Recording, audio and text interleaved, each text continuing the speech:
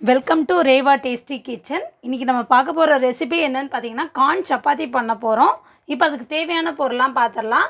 நான் 1 கப் அளவுக்கு கோதுமை மாவு எடுத்துருக்கேன். அதே கப் அளவில் 1/2 கப்பு கார்ன் ஸ்வீட் கார்ன் எடுத்து வச்சுருக்கேன். இது வேக வைக்கல, அப்படியே உரிச்சு எடுத்த கார்ன் தான். நெக்ஸ்ட்டு பார்த்திங்கன்னா கொத்தமல்லி கொஞ்சமாக எடுத்துருக்கிறேன். ஒரு 9 பல் பூண்டு, ஒரு துண்டு இஞ்சி, ஒரு 3 பச்சை மிளகாய். இது நார்மல் நம்ம வீட்டில் அரைக்கிற குழம்பு மிளகாத்தூள், தேவையான அளவுக்கு உப்பு, தேவையான அளவுக்கு எண்ணெய், ஒரு 1/2 ஸ்பூன் அளவுக்கு கரம் மசாலா. இது எப்படி செய்யலான்றதை பார்க்கலாம். இப்போ நான் ஒரு மிக்சர் ஜாரில் இந்த கார்னை ஆட் பண்ணிடுறேன்.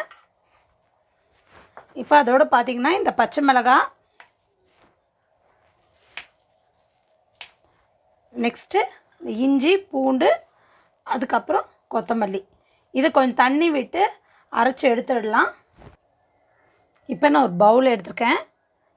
இதில் இந்த கோதுமை மாவு ஆட் பண்ணிடலாம். இதுக்கு தேவையான அளவுக்கு உப்பு ஆட் பண்ணிடுறேன்.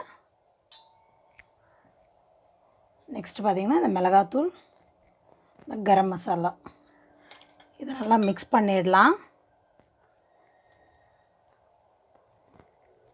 இப்போ நம்ம இந்த அரைச்சி வச்சுருக்க பேஸ்ட்டை இதோடு ஆட் பண்ணிட போகிறோம். கொஞ்சம் நான் குறைப்பாக தான் அரைச்சி எடுத்துருக்கிறேன். ஃபஸ்ட்டு இதை நல்லா மிக்ஸ் பண்ணிவிட்டு அப்புறமேட்டு நம்ம தண்ணி வேணுங்கிற அளவுக்கு ஆட் பண்ணிக்கலாம். முதல்ல ஆட் பண்ண வேண்டாம். இப்போ இதில் கொஞ்சமாக தண்ணி ஆட் பண்ணிக்கிறேன். என்னோடய சேனலை யாராவது சப்ஸ்கிரைப் பண்ணாமல் இருந்தீங்கன்னா சப்ஸ்கிரைப் பண்ணுங்கள். அது பக்கத்தில் இருக்க பெல் ஐக்கானை ப்ரெஸ் பண்ணுங்கள். அப்போ தான் நான் போடுற வீடியோஸ்லாம் உங்களுக்கு நோட்டிஃபிகேஷனோடு வரும். நல்லா பிணைஞ்சு எடுத்துட்டேன். இது கூட கொஞ்சமாக லைட்டாக எண்ணெய் ஆட் பண்ணிக்கிறேன். இப்போ நல்லா மிக்ஸ் பண்ணிவிட்டேன். இதில் கொஞ்சமாக எடுத்து ஒரு உருண்டை உருட்டி சப்பாத்தி திரட்ட வேண்டியது தான். இது மாதிரி நான் எல்லா உருண்டையும் உருட்டிடுறேன்.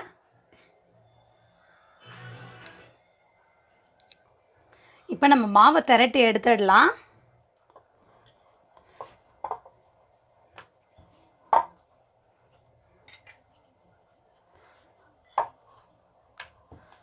நம்ம மாவு தொட்டே உருட்டினா தான் ஒட்டாமல் வரும். இதுக்கு வெங்காய பச்சடியோடு சாப்பிட்றப்ப இது ரொம்ப டேஸ்ட்டாக இருக்கும். கார்ன் சாப்பிடாத குழந்தைங்களுக்கு இது கொடுக்குறப்ப ரொம்ப ஹெல்த்தி. இப்போ தவா ஹீட் ஆகிடுச்சு. இதை ஆட் பண்ணுறேன் நான். இப்போ இது ஒரு 2 மினிட்ஸ் குக் ஆகட்டும், அப்புறமேட்டு திருப்பி போடலாம்.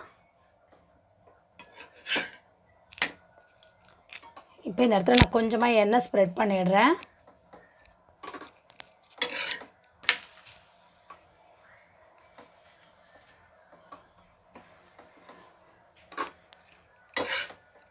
இப்போ இது 2 பக்கமும் நல்லா வெந்து வரட்டும்.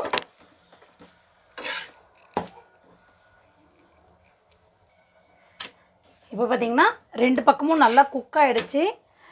இப்போ ரெடி ஆகிடுச்சு. நான் இதை ஒரு பிளேட்டுக்கு சேஞ்ச் பண்ணுறேன். Corn chapati ready. ட்ரை பண்ணி பாருங்கள். ட்ரை பண்ணி பார்த்துட்டு எப்படி இருக்குன்னு கமெண்ட் பண்ணுங்கள். என்னோடய வீடியோவை லைக் பண்ணுங்கள். மறக்காமல் உங்கள் ஃப்ரெண்ட்ஸ்க்கு ஷேர் பண்ணுங்கள். தேங்க்ஸ் ஃபார் வாட்சிங்.